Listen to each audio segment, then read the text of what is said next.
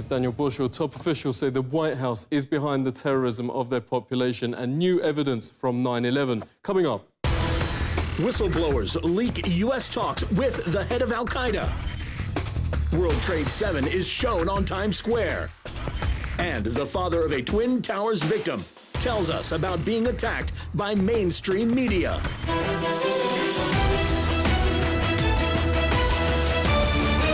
Decades of terror against their own population blamed on extremists has actually been funded and planned by the White House. Top-level officials in the government and the CIA confirmed.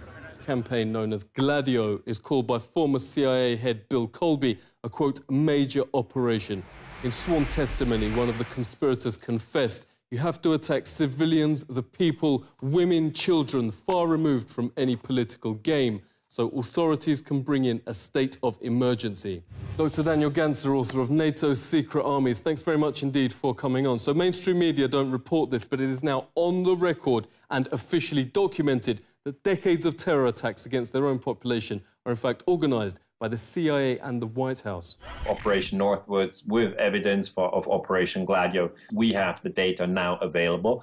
And then the people understand that this exists, but they still have a psychological moment where they have a hard time to believe that it still goes on, because it's bad news. You know, it basically means that terrorism can be manipulated in order to move people around like sheep, really. And if you're told you're sheep and you're being moved by false flag terrorism, I mean, this is really something you don't want to hear. Yeah, we keep finding this term strategy of tension by the White House. What does it mean? Strategy of tension actually means that you blow up a bomb and say your enemy did it. What we do have is evidence that this strategy of tension goes on. It's not over. Bigger than Watergate, the FBI's Dennis Sacker calls US shielding Al-Qaeda leaders up to 2001 and reports veterans today still ongoing. FBI whistleblower Sybil Edmonds has exposed the, quote, innumerable regular meetings between US representatives and bin Laden's deputy, now head of Al-Qaeda, Ayman al-Zawahiri, leading up to September 2001. July 2001, FBI agents closing in on the 9/11 plotters were thrown off the case and threatened with prosecution. Then, when officers arrested Mohammed Khalifa, directly linked to America's most wanted terrorist, Ramzi Youssef, the Secretary of State himself intervened, had Khalifa immediately deported to Saudi and released. People at the CIA were rip not even speaking in retrospect, but contemporaneous with what the intelligence community knew. Khalifa's deportation was unreal.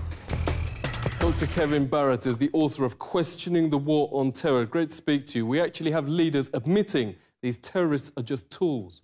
And that's what Al-Qaeda is. It's a cat's paw for Western intelligence agencies.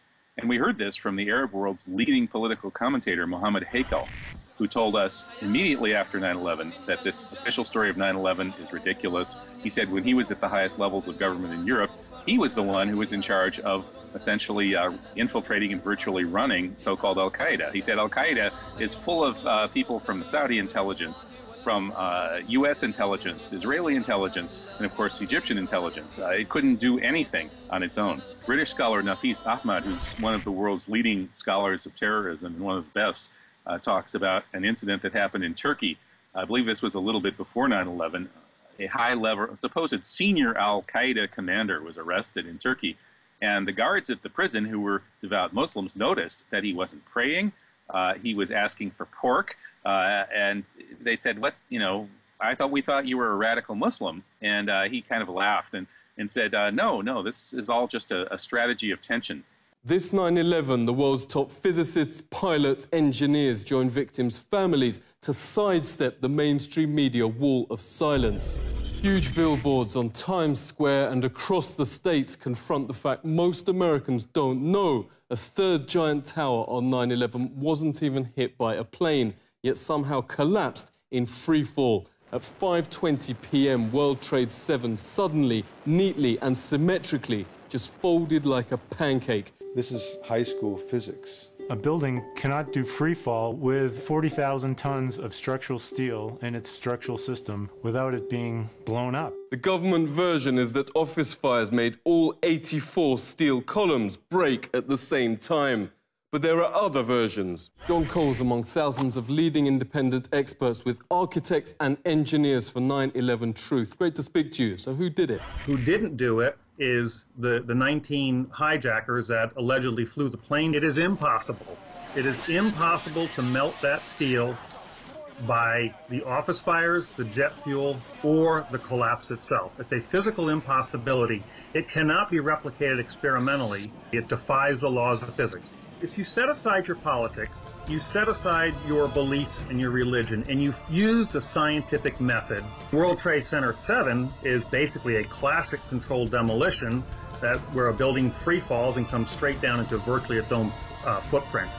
The only explanation that explains all the evidence, the nanothermite, the iron microspheres, the high temperatures found out there, the free fall, the uniform, what I call the uniform acceleration of the towers, when those came down, there was no impact or jolt when it hit the undamaged section below. Because there was no jolt, something blew those towers out, allowing it to uniformly accelerate downward. The only thing that makes any sense at all from a scientific perspective is that those towers were blown up.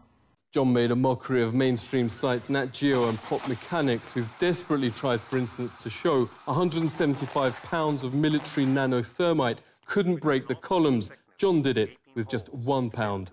Can thermite of any type burn through steel beams? I guess it can. Renowned librarian and researcher Elizabeth Woodworth has come in to help form the Consensus 9/11 panel, confirming it uses best practice with the most rigorous peer review. Thanks so much for joining us. There's this remarkably high consensus among experts that the government version can't be right. We have some of the top experts in the field who've published in peer-reviewed scientific journals. And yet, these scientific journals exist, like the Herrott study, but they're never covered in the media.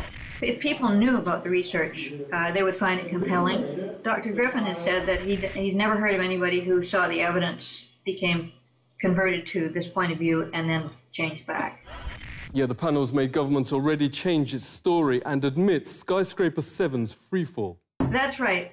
David Chandler is an extraordinary model maker. Chandler is on the panel, and he devised a model to prove that the top floors fell with no resistance. There's only one way that that can happen, and that is that all the columns, there are 84 of these columns, that they were severed at the same moment. Dr. Graham McQueen accessed the New York Fire Department records from that day. Thanks very much for joining us. Never broadcast by mainstream media, but more than 100 witnesses have even reported the explosives bringing down the Twin Towers.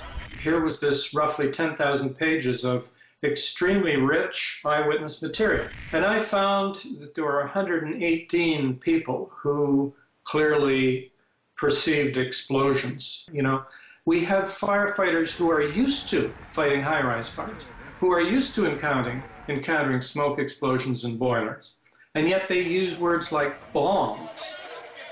You know, they don't identify with the things we would expect. Floor by floor instead of popping out. It was if they had detonated. If they were planned to take down a building. Boom, boom, boom, boom, boom, boom, boom, boom. All the way down. Bob McIlvaine has wanted answers why the post-mortem of his son Bobby found his fatal injuries in the South Tower consistent not with fireballs, but explosives.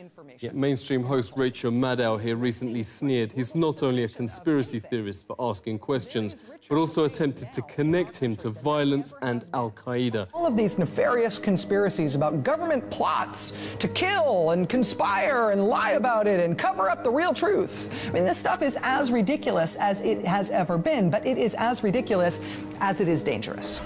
Bobby's father joins us. Thank you very much for speaking with us. How do you feel first losing your son and now being portrayed as the bad guy? My son died. He died from an explosion. I can prove that beyond a reasonable doubt. If I was in a courtroom, a jury cannot not accept that as proof. So that's where we have our problem. When I say, well, this was an inside job. Well, my son died from an inside job from someone putting bombs detonations. I would make her sit in this room and go through what I just went with you. And then I would say, now you tell me I'm a conspiracy theorist. Just shows you how awful our media is. I don't want to call her the media. She makes over $1 million, and they tell her what to say. One newspaper reporter, and is from the Philadelphia area, was very upfront with me. She said, you know, Bob, she says, as a reporter, I am the problem because we will lose our jobs. If I take that, just that little bit you just said, to the editor, he will crush it. So I'm telling you right now, I can't put your story out there. The media owners will not allow them. The press would not cover just that because it would put a little doubt in people's minds. Yeah, who do you blame for all this? The people of the United States are just as much to blame because they just want to believe that we are good people. We are an exceptional country. But this is what governments do. You know, it's very Machiavellian. Now we have an endless war on terror. I know what these people in Iraq, I know what these people in Syria, I know what these people in Libya, Afghanistan we're going through because they're all losing children. And that's what it's all about. Everybody's losing family members. And it's pure hell.